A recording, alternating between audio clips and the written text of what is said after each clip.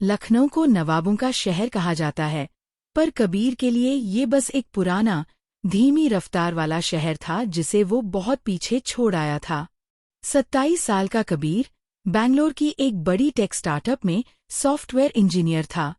उसकी दुनिया code, deadlines और तरक्की की तेज रफ्तार से चलती थी। वहाँ हर चीज़ मिलीसेकंड में नापी जाती थी। और यहाँ लखनऊ में ऐसा लगता था जैसे वक्त ने खुद आराम से एक कुर्सी खींच ली हो और सुस्ता रहा हो। उसे अपने चचेरे भाई की शादी के लिए मजबूरन 2 हफ्तों की छुट्टी लेकर यहाँ आना पड़ा था और उसका मन बैंगलोर में अटके एक जरूरी प्रोजेक्ट में लगा हुआ था। वो अपने पुराने पुश्तैनी घर की बालकनी में खड़ा कॉफी पी रहा था और सोच रहा था कि ये 14 दिन कैसे कटेंगे। घर वही था, गलियां वही थीं, पर कबीर अब वो नहीं था जो यहाँ से गया था। तभी उसकी नज़र सामने वाले घर की छत पर पड़ी। सुबह की नर्म धूप में एक लड़की, नहीं, एक परछाई, एक कविता की तरह हरकत कर रही थी। उसने सफ़ेद रंग का अनारकली सूट पहना था और उसके पैरों में बंधे घुंघरुओं की हल्की सी रुनझुन हवा में घुल रही थी। वो कथक का रियाज कर रही थी। उसके हर एक चक्कर में एक दुनिया घूम रही थी। उसकी हर एक मुद्रा एक कहानी कह रही थी। कबीर, जो लॉजिक और एल्गोरिदम की भाषा समझता था, आज पहली बार एक ऐसी भाषा देख रहा था जिसका कोई सिंटेक्स नहीं था, पर जिसमें गहरी भावनाएं थीं। वो 25 साल की अनन्या थी, जो उसी मोहल्ले में एक छोटी सी डांस अकादमी चलाती थी। कबीर ने अपनी कॉफी का कप नीचे रखा और बस उसे देखता रहा। उसकी दुनिया की भागदौड़ में ये एक ठहरा हुआ, खूबसूरत लम्हा था। वो तब तक उसे देखता रहा जब तक वो रियाज खत्म करके अंदर नहीं चली गई। उनकी पहली औपचारिक मुलाकात उसी शाम को हुई, जब कबीर की दादी उसे जबरदस्ती अपने साथ अनन्या के घर ले गईं।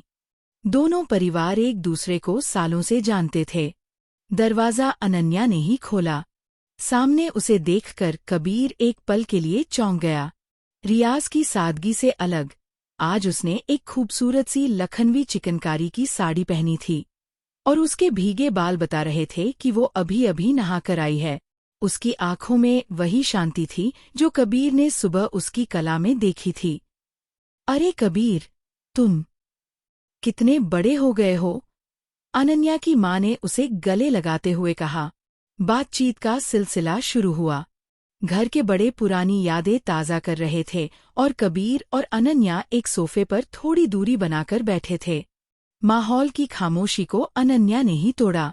दादी बता रही थीं कि आप बैंगलोर में होते हैं, कैसी है वहाँ की जिंदगी? उसकी आवाज़ में शहद जैसी मिठास थी। बहुत तेज, कबीर ने जवाब दिया। सब कुछ बहुत जल्दी में होता है। डेडलाइंस, टारगेट्स, आपको सोचने का वक्त ही नहीं मिलता। फिर उसने पूछा, और आपकी अकादमी कैसी चल रही है? अनन्या की आंखों में एक चमक आ गई। बहुत अच्छी। बच्चे बहुत प्यारे हैं। जब वो एक तत अभी सही से करते हैं तो मुझे दुनिया की सबसे बड़ी खुशी मिलती है। उनकी बातचीत 2 अलग अलग ग्रहों की बातचीत जैसी थी। कबीर उसे आर्टिफिशियल इंटेलिजेंस और मशीन लर्निंग के बारे में बता रहा था और अनन्या उसे कथक के घराना और लय के फर्क समझा रही थी। कबीर को ये जानकर हैरानी हुई कि जिस कला को वो बस एक डांस समझता था, उसके पीछे कितना गहरा गणित, अनुशासन और इतिहास छिपा था। और अनन्या को कबीर की दुनिया एक जादू की तरह लगी, जहां इंसान मशीनों से बात करते थे और ऐसी चीजें बनाते थे जो जिंदगी बदल सकती थीं। अगले दिन कबीर के पास करने को कुछ नहीं था। वो बोर हो रहा था तो उसकी दादी ने मजाक में कहा, जाकर अनन्या से थोड़ा नाचना ही सीख ले, शरीर का आलस उतरेगा। कबीर को ये आइडिया बड़ा अजीब लगा, पर फिर उसने सोचा कि वक्त गुजारने के लिए ये बुरा नहीं है। वो हिचकिचाते हुए अनन्या की अकादमी पहुंचा। शीशों वाली एक बड़ी सी क्लास में छोटे छोटे बच्चे घुंघरू पहने एक लय में पैर पटक रहे थे और अनन्या उन्हें निर्देश दे रही थी। उसकी आवाज में एक अधिकार था, एक प्यार था। बच्चों के जाने के बाद अनन्या ने उसे देखा। आप यहाँ? उसने हैरानी से पूछा। दादी ने भेजा है, कबीर ने थोड़ा शर्माते हुए कहा। कह रही थीं कि यहाँ आकर कुछ सीखूं। अनन्या मुस्कुराई। तो आप सीखना चाहते हैं? मैं बस देखूंगा तो चलेगा। उस दिन के बाद ये रोज का सिलसिला बन गया। कबीर क्लास के एक कोने में बैठ जाता और अनन्या को सिखाते हुए देखता। वो देखता कि कैसे वो हर बच्चे पर ध्यान देती, कैसे वो अपनी कला को पूरी लगन और प्यार से अगली पीढ़ी को सौंप रही थी। कभी कभी अनन्या उसे कथक से जुड़ी कहानियां सुनाती, राधा कृष्ण की छेड़छाड़, शिव का तांडव। कबीर के लिए ये सब नया था। उसने महसूस किया कि उसकी जिंदगी सिर्फ सफल होने की दौड़ में सिमट गई थी, जबकि अनन्या की जिंदगी हर पल को जीने में थी। एक दिन अनन्या ने हिम्मत करके कहा, सिर्फ देखेंगे या कुछ करने की कोशिश भी करेंगे।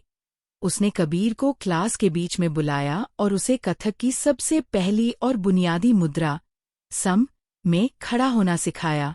कबीर, जो घंटों कीबोर्ड पर उंगलियां दौड़ा सकता था, आज अपने ही शरीर को साधने में संघर्ष कर रहा था। उसके पैर कांप रहे थे और वो बार बार संतुलन खो रहा था। अनन्या ने हंसते हुए बहुत धैर्य से उसका हाथ पकड़ा और उसकी मुद्रा को ठीक किया। उसके स्पर्श ने कबीर के अंदर एक अजीब सी झुरझुरी पैदा कर दी।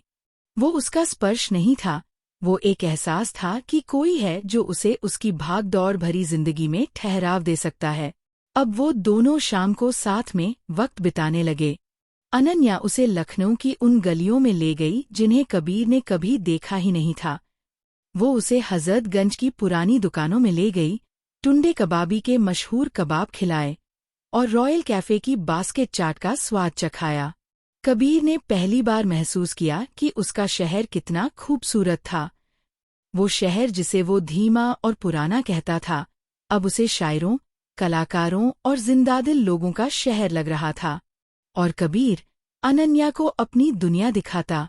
वो उसे वीडियो कॉल पर बैंगलोर का अपना ऑफिस दिखाता, अपने दोस्तों से मिलवाता और उसे बताता कि वो एक ऐसा ऐप बना रहा है जो छोटे किसानों को सीधे बाजार से जोड़ेगा।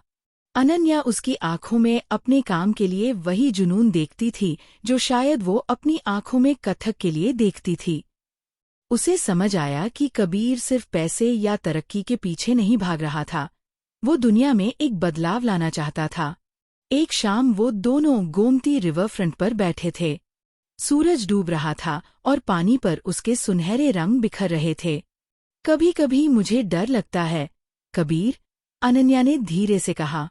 मुझे लगता है कि मेरी दुनिया बहुत छोटी है। ये अकादमी, ये बच्चे, ये शहर, और तुम्हारी दुनिया कितनी बड़ी है। कबीर ने उसकी तरफ देखा। तुम्हारी दुनिया छोटी नहीं है, अनन्या। तुम्हारी दुनिया गहरी है। इसमें इतनी शांति है जो मेरी बड़ी सी दुनिया में कहीं नहीं है। मैं जब तुम्हारे साथ होता हूँ तो मुझे लगता है कि मैं भाग नहीं रहा हूँ, मैं बस हूँ। और ये एहसास बहुत कीमती है। उसने धीरे से अपना हाथ अनन्या के हाथ पर रख दिया। दोनों ने कुछ कहा नहीं, बस एक दूसरे की आंखों में देखते रहे। उन्हें एहसास हो गया था कि ये सिर्फ एक दोस्ती नहीं थी, ये दो अलग अलग सुरों का मिलन था जो मिलकर एक खूबसूरत राग बना रहे थे। देखते देखते कबीर की छुट्टियां खत्म होने को आ गईं। आखिरी 2 दिन बचे थे। ये बात एक भारी बोझ की तरह उनके बीच मौजूद थी। कोई इसका जिक्र नहीं कर रहा था, पर दोनों के दिलों में एक ही सवाल था, अब क्या होगा? वो अपनी जिंदगी में वापस बैंगलोर चला जाएगा और अनन्या यहीं लखनऊ में रह जाएगी। क्या ये कहानी यहीं खत्म हो जाएगी? अपनी आखिरी शाम को वो फिर से अनन्या की अकादमी में थे। उसने कबीर के लिए अकेले परफॉर्म किया। आज उसके नृत्य में एक अलग सी कशिश थी। एक बिछड़ने का दर्द था, एक अनकहा सा इश्क था। जब नृत्य खत्म हुआ तो कबीर ने बस इतना कहा, मैं तुम्हें फोन करूंगा। ये एक वादा था, पर इस वादे के पीछे छिपी अनिश्चितता दोनों को महसूस हो रही थी। कबीर बैंगलोर लौट आया और शहर ने उसे अपनी तेज रफ्तार बाहों में फिर से जकड़ लिया। ऑफिस, प्रोजेक्ट्स, देर रात तक चलने वाली मीटिंग्स और वीकेंड पर होने वाली पार्टियों का वही अंतहीन सिलसिला शुरू हो गया। लखनऊ में बिताए वो 2 हफ्ते एक खूबसूरत सपने की तरह लगने लगे, एक ऐसा सपना जिससे वो जागना नहीं चाहता था। उधर लखनऊ में अनन्या की जिंदगी की लय वैसी ही थी। सुबह का रियाज, बच्चों के साथ क्लास और शाम की खामोशी। पर अब उस खामोशी में एक इंतजार शामिल हो गया था। उसके फोन की हर एक घंटी पर उसका दिल जोर से धड़क उठता था। शुरू में सब कुछ ठीक रहा। वो रोज वीडियो कॉल पर बातें करते। कबीर उसे अपनी व्यस्त जिंदगी की झलकियां दिखाता और अनन्या उसे अपनी शांत दुनिया के छोटे छोटे पल। वो उसे बताती कि उसकी एक शिष्या ने पहली बार मंच पर प्रदर्शन किया, और कबीर उसे बताता कि उसके ऐप का पहला वर्जन सफलतापूर्वक लॉन्च हो गया। मीलों की दूरी के बावजूद वो एक दूसरे की खुशियों में शरीक होते रहे। लेकिन धीरे धीरे दूरियां और वक्त की कमी अपना असर दिखाने लगी। कबीर का काम और भी ज्यादा डिमांडिंग हो गया था। अक्सर जब अनन्या सुबह 5 बजे अपने रियाज के लिए उठती, तब कबीर देर रात की मीटिंग खत्म करके सोने जा रहा होता। उनकी बातचीत छोटी होती गई। कैसे हो? ठीक हूँ। तुम बताओ? सब ठीक है। जैसे गहरे एहसास अब सतही सवालों में सिमट कर रह गए थे। कबीर के दोस्त और सहकर्मी उसके इस रिश्ते को समझ नहीं पाते थे। एक डांसर लखनऊ में उसकी एक दोस्त ने पार्टी में मजाक उड़ाया था। कम ऑन कबीर, तुम दोनों का कोई फ्यूचर नहीं है। तुम एक रॉकेट पर हो और वो एक शांत तालाब जैसी है। कबीर को गुस्सा तो बहुत आया, पर कहीं न कहीं ये बातें उसके दिल में एक शक का बीज बो रही थीं। उधर अनन्या के रिश्तेदार भी कानाफूसी करने लगे थे। बड़े शहर का लड़का है, कब तक याद रखेगा तुम्हें? उसकी दुनिया बहुत अलग है। अनन्या किसी की नहीं सुनती थी। पर जब कबीर की कॉल मिस हो जाती या उसके मैसेज का जवाब घंटों बाद आता, तो एक अनजाना सा डर उसके दिल में घर कर जाता। रिश्ते में दरार उस दिन आई जब अनन्या की अकादमी का वार्षिक समारोह था। उसने महीनों से इसकी तैयारी की थी। ये उसके और उसके छात्रों के लिए बहुत बड़ा दिन था। उसने कबीर से खास गुजारिश की थी कि वो कम से कम वीडियो कॉल पर थोड़ी देर के लिए जरूर जुड़े। कबीर ने वादा किया था। पर ठीक उसी वक्त उसके ऑफिस में एक बड़ा संकट आ गया। सर्वर क्रैश हो गया था और पूरी टीम उसे ठीक करने में लगी थी। उस अफरातफरी में कबीर अनन्या को किया वादा भूल गया। जब रात को 2 बजे थकाहारा कबीर घर पहुंचा और उसने अपना फोन देखा, तो उसमें अनन्या के 15 मिस्ड कॉल्स और कई मैसेज थे। कहा हो कबीर? सब तुम्हें पूछ रहे हैं। मैंने तुम्हारे लिए एक खास परफॉर्मेंस रखी थी। कबीर का दिल डूब गया। उसने तुरंत कॉल बैक किया। अनन्या, मैं बहुत शर्मिंदा हूँ। ऑफिस में एक इमरजेंसी। हमेशा तुम्हारे ऑफिस में ही इमरजेंसी क्यों होती है कबीर? अनन्या की आवाज में आंसू नहीं, बल्कि एक गहरी चोट थी। आज का दिन मेरे लिए कितना जरूरी था, ये तुम जानते थे। शायद मैं ही तुम्हारी जिंदगी में जरूरी नहीं हूँ। ऐसा नहीं है अनन्या। तुम समझने की कोशिश करो। मैं हमेशा समझने की ही कोशिश करती हूँ कबीर, पर शायद अब मैं थक गई हूँ। ये कहकर अनन्या ने फोन काट दिया। उस रात के बाद उनके बीच एक खामोशी की दीवार खड़ी हो गई। कबीर मैसेज करता, पर अनन्या जवाब नहीं देती। कुछ दिनों बाद उसने जवाब देना शुरू किया, पर उसकी बातों में वो पहले वाली गर्मजोशी नहीं थी। दोनों को लग रहा था कि शायद ये रिश्ता यहीं खत्म हो जाएगा। इस खामोशी के दौर में कबीर को अपनी जिंदगी खाली खाली सी लगने लगी। उसने अपना प्रोजेक्ट सफलतापूर्वक पूरा कर लिया था। उसे तरक्की भी मिली, पर उसे कोई खुशी महसूस नहीं हुई। एक रात वो अकेले अपनी बालकनी में बैठा था और उसने अपने फोन में वो वीडियो निकाला जो उसने लखनऊ में छिपकर बनाया था, जब अनन्या उसके लिए परफॉर्म कर रही थी। उसने देखा कि कैसे उसके चेहरे पर हर भाव के साथ एक कहानी बदल रही थी। उसके नृत्य में एक ठहराव था, एक सुकून था, एक इश्क था। कबीर को एहसास हुआ कि वो अपनी जिंदगी में सफलता तो हासिल कर रहा है, पर सुकून खोता जा रहा है। उसने अनन्या को नहीं, बल्कि खुद के एक हिस्से को खो दिया था। वहीं लखनऊ में अनन्या भी एक कशमकश से गुजर रही थी। उसका दिल टूटा था, पर वो कबीर से नफरत नहीं कर पा रही थी।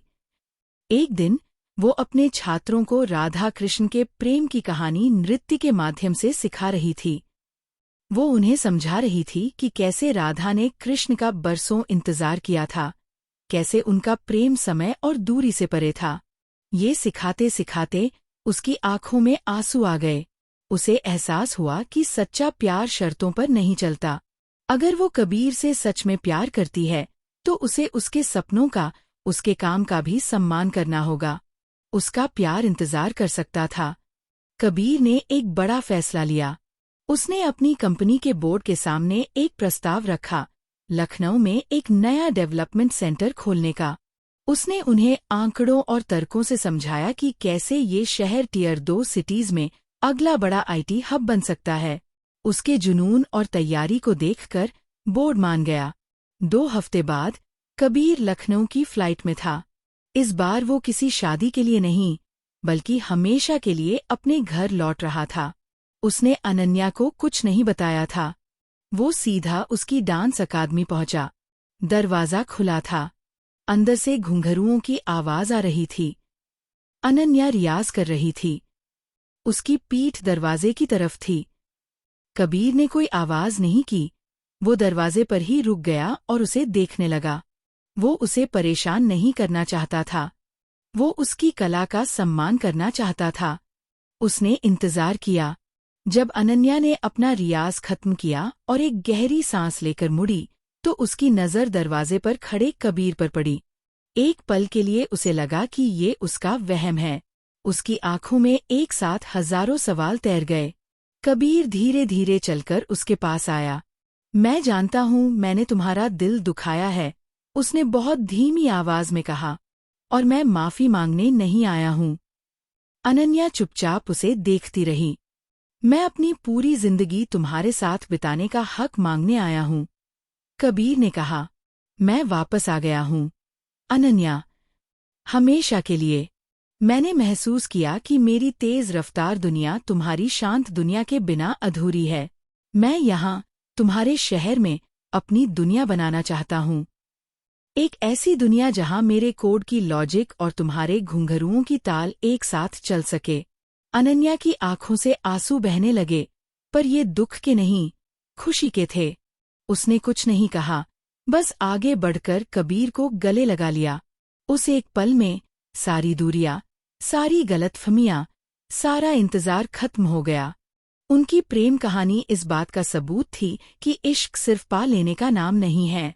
ये एक दूसरे को समझने, एक दूसरे के सपनों का सम्मान करने और सही वक्त का इंतजार करने का नाम है। ये एक ऐसी आशिकी थी जो वक्त के साथ फीकी नहीं, बल्कि और भी गहरी और खूबसूरत हो गई थी।